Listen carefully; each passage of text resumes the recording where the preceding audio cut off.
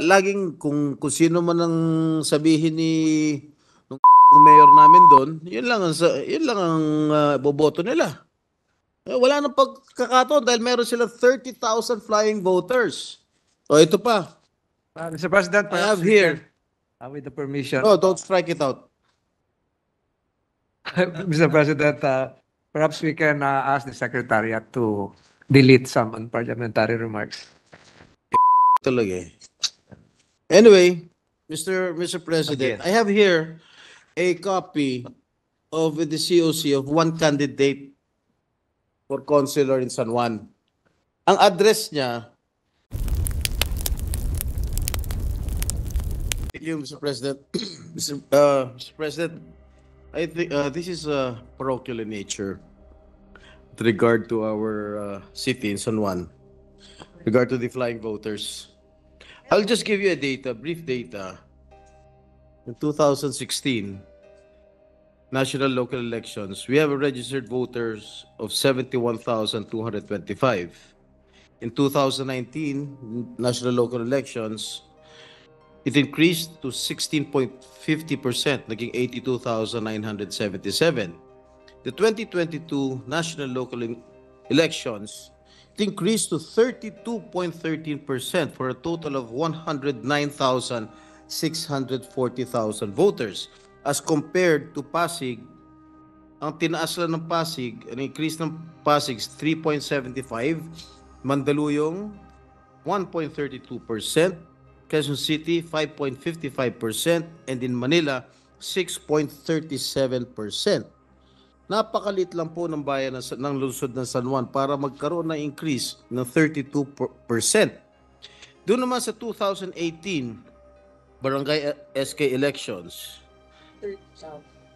ang registered voters po namin ay 75,037. Sa 2023 BSKE elections, it jumped to 106,823, an increase of 42.36% as compared to Pasig 9.95%, Mandaluyong 5.5%, Quezon City 14.91%, and Manila 15.86%. Bakit po ganun? This is I think for me this is highly irregular. The increase of registered voters in San Juan in the national local elections in 2022 and the barangay SK elections 2023 is highly irregular compared to the other LGUs and the national registered voters. What can we do about this, Madam Sponsor? Yes, thank you very much, Senator and Mr. President. As in the Makati case, the COMELEC decries the fact that despite the very apparent ballooning of the number of voters way past the average, the problem was that no one filed a petition for exclusion of these newly registered or transferred voters. As a result, the COMELEC could not on its own remove them from the lists. That's the problem because there is in fact the case Quintos versus COMELEC, wherein barangay certifications continued to be upheld as primary evidence of residency and of identity. Sana, unang-una, may nagpetition for exclusion katulad nung kaso ng Makati. Pero on its own, ang hinihiling ng COMELEC base sa natuklasan ng kanilang task force, sana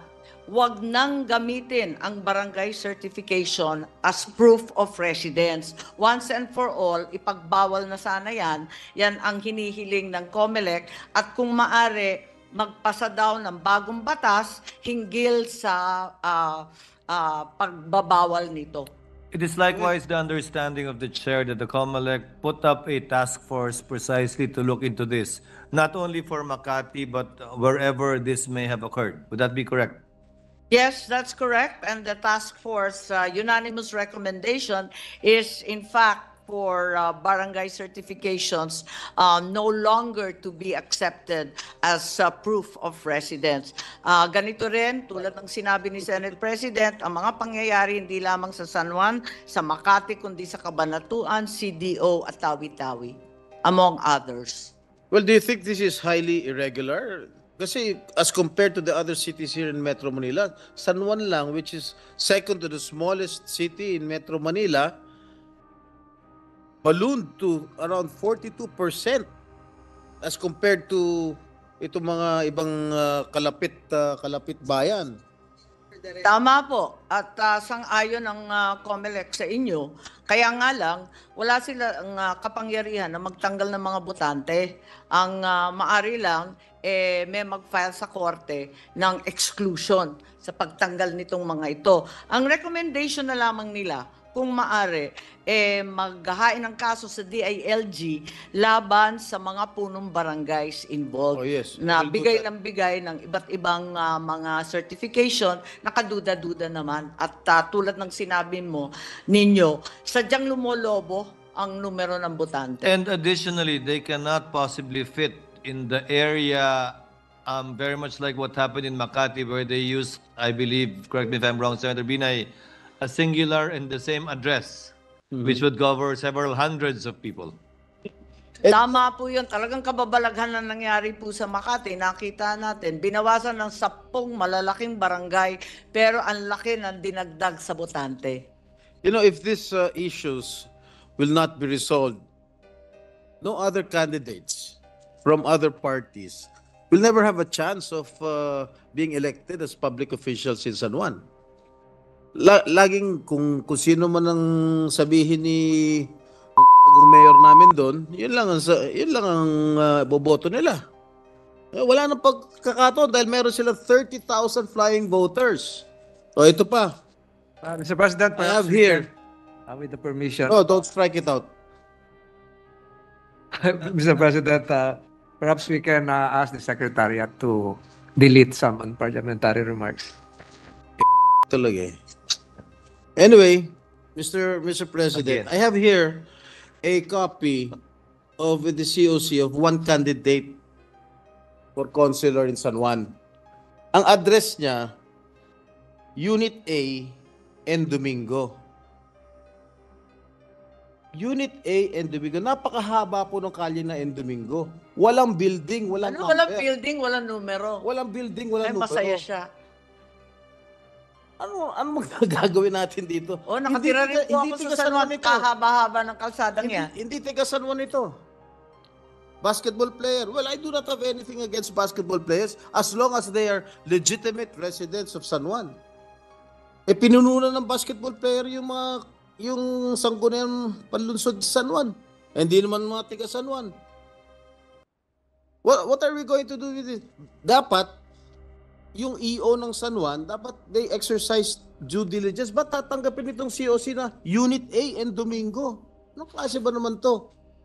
Ang tama po kayo. Sabi nga ng COMELEC, kung maaari, unang-una, sila na mismo ang maghahain ng kaso laban sa mga punong barangays na kung ano-anong certificate of residence ang ini-issue. Pero sana po, yung mga nag-o-object sa mga numero na nakakasindak na karagdagang botante, kung maaari, mag-file din ng exclusion suit Well, I sa think ating... somebody filed already a disqualification case against this particular candidate. I hope the COMELEC will act upon it immediately para matanggal na sa balota yung pangalan nitong kandidatong ito.